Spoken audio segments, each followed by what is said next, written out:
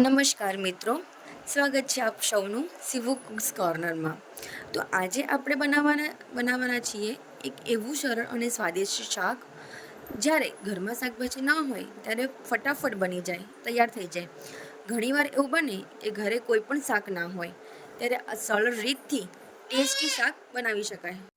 પણ મિત્રો, તમને મારી વિડીયો ગમતી હોય અને હજી સુધી તમે મારી ચેનલને સબસ્ક્રાઈબ ના કરી હોય તો આજે જ શિવુ કુક્સ કોર્નરને સબસ્ક્રાઈબ કરી દેજો અને નવી નવી રેસીપીના નોટિફિકેશન માટે બેલ આઇકોન પ્રેસ પણ કરી દેજો. તો ચાલો ફ્રેન્ડ્સ, આપણે બેક ટુ બેક નવી સ્વાદિષ્ટ શાકની રેસીપી બનાવીએ અને રોજિંદા રસોડામાં કંઈક નવું ટ્રાય કરીએ. તો સૌપ્રથમ આપણે બનાવીશું પાપડનું શાક. આ શાક બનાવવા માટે મેં અહીંયા 4 થી 5 જેટલા અડદના પાપડ લીધા છે. તમે તમારી પસંદગી મુજબ કોઈ પણ ફ્લેવરના પાપડ લઈ શકો છો. આપણે પાપડને ગેસ પર સારી રીતે શેકી લઈશું. પાપડ સરસ ક્રિસ્પી થઈ જાય પછી તેને ઠંડા થવા દઈશું અને ત્યારબાદ તેના નાના નાના ટુકડા કરી લઈશું. આ રીતે શેકેલા પાપડથી આપણા શાકનો સ્વાદ વધારે સરસ આવશે.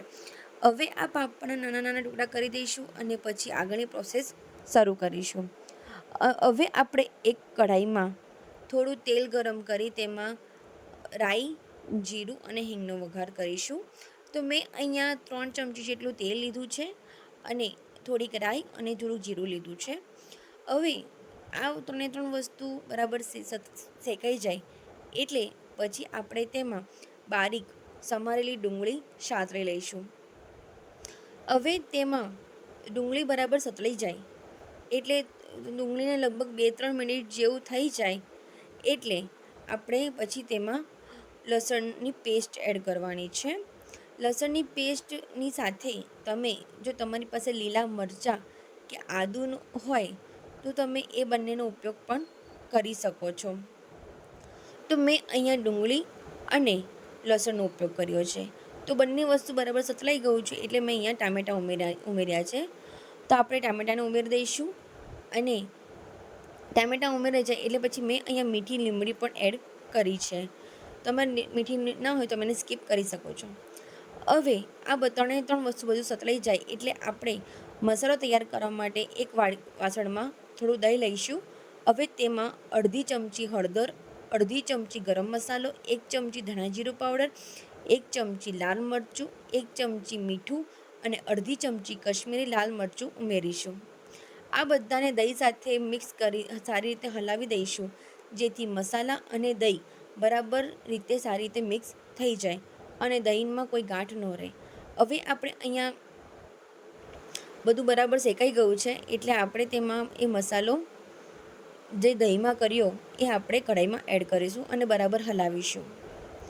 ત્યારબાદ તેમાં થોડું પાણી ઉમેરીશું જેનાથી આપણી જે ગ્રેવી છે એ સરસ મિક્સ થઈ રહે અને બરાબર ચડી જાય. તો આપણે એને 5 મિનિટ સુધી ઉકળવા દઈશું અને પછી આપણે તેમાં 1 ચમચી ખાંડ ઉમેરીશું જેથી આપણું દહીં એડ કર્યું છે એ ખટાશમાં થોડુંક બેલેન્સ રહે.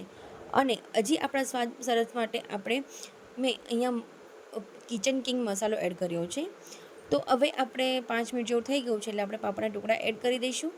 તો આપણે હવે એને 2-3 મિનિટ સુધી ચડવા દઈશું અને આપણે બરાબર હલાવવાનું છે જેથી આપણા પાપડ બરાબર શેકાઈ જાય તો આપણું શાક બરાબર તૈયાર થઈ જાય.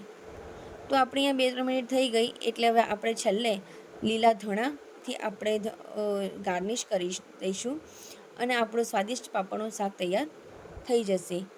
તમારે જો ફટાફટ આવી રેસીપી બનાવવી હોય તો તમે પણ આવી રીતે પાપડનું શાક તૈયારીમાં ફટાફટ બનાવી શકો છો.